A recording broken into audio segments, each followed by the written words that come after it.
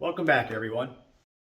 I wanted to do a video today on bottling honey and all the tricks and techniques that I've used over the past 10 years to help me maximize my time and make things a little easier, and some products that I've used along the way to help evolve my operation a little bit from a hobby level into a hobby business.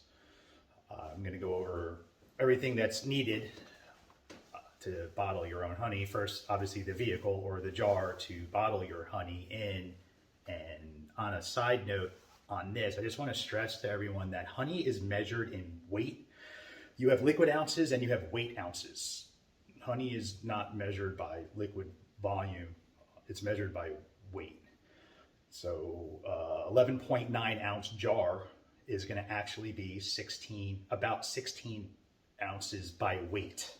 So when you order your honey jars, like your classic queen line jars, they're going to say, oh, they're 11.9 ounces, but they sell them as 1 pound jars because they're specifically for honey. If someone's using a 16 ounce mason jar, that's 16 ounces by liquid measure, that's actually close to 1.5 pounds of honey. So you have people out there selling their 1 pounds of honey because they think 16 ounces is a pound, and they're actually selling themselves short because they're selling 1.5 pounds for the 1 pound price. So I just wanted to get that out of the way up front. Remember, net weight, not fluid ounces. So some of the things that go along and that you need for your honey bottling process is a bottling tank. If you're not on a commercial level, the bottling tank is really a 5-gallon bucket with a honey gate. You put the honey from your stored buckets, and then you pour it into your bottling tank, and it's got the honey gate on it. You pop your lid open a little bit, you open your honey gate, and you fill your jars up. When it's a little colder out, the honey is really cooler, and obviously it flows really slow. And I've struggled with this over the years, where it just takes forever to fill a jar up in the colder months. So I've turned to a band heater. They sell certain types of heaters out there. The band heater is great. They also make like these blanket ones that go around the entire bucket. It looks like a vest that you would slip over a 5-gallon bucket. I've chose to go with the band heater. You basically plug it in. It doesn't go over 110 degrees, so it's not reaching pasteurization temperatures. They're really meant to decrystallize honey. You don't sell your honey fast enough, and they might start crystallizing in your buckets. So the band heater, you put that on your bucket, and in a couple days it will actually decrystallize your bucket. You may have to mix it up a little bit here and there. I like to just move the position of the band heater around the bucket. Go out one day, move it up, go down next day, move it down. That's if the bucket's really crystallized. Last night I put a band heater on my bottling tank bucket, just for the sole purpose of making the honey flow out a little bit faster, quite a bit faster actually.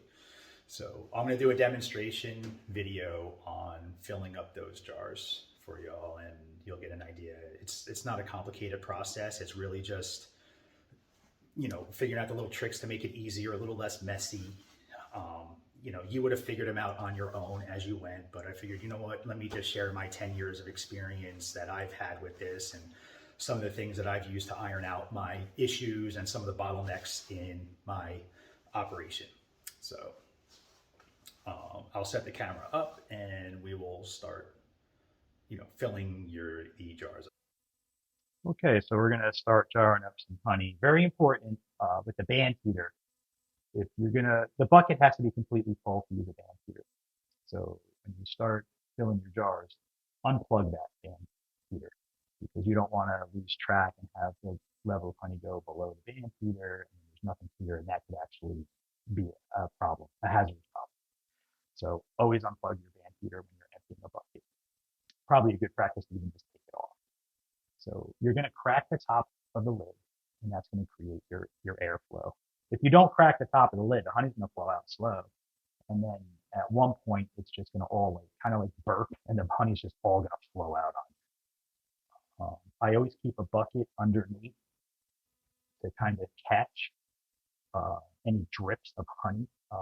This bucket is loaded with wax. I'm going to melt it down wax, but simply to catch any residual honey that's going to fall, because it is going to get a little messy, especially when it's this thin, and you don't want to open that lid all the way.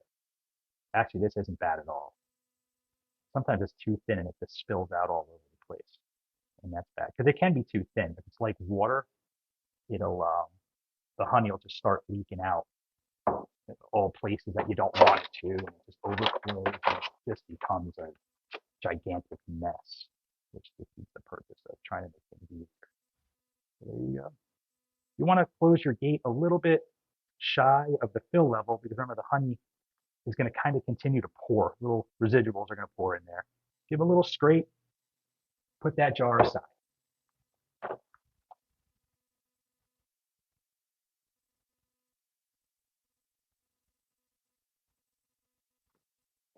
That's it. Better to shut the valve a little early and have to just top it off than if you overfill a jar and you have to empty it out. Emptying a jar is a pain in the neck. So, and I've done that. I've kind of gotten distracted and I've overfilled my jar. It happens. I almost did it right there because that's too busy talking. So I'm going to not over explain this anymore to you guys and gals. And thanks for joining me today. And I hope this video was useful. If you guys have any topics moving forward that you'd like covered, please leave them down in the comment section. And I'll do videos, even if it's not a demonstration. You know, it could be just a completely academic type video with no demonstration whatsoever. I don't know what's on people's minds and what level everybody's at. I'm assuming everybody's at a beginner level.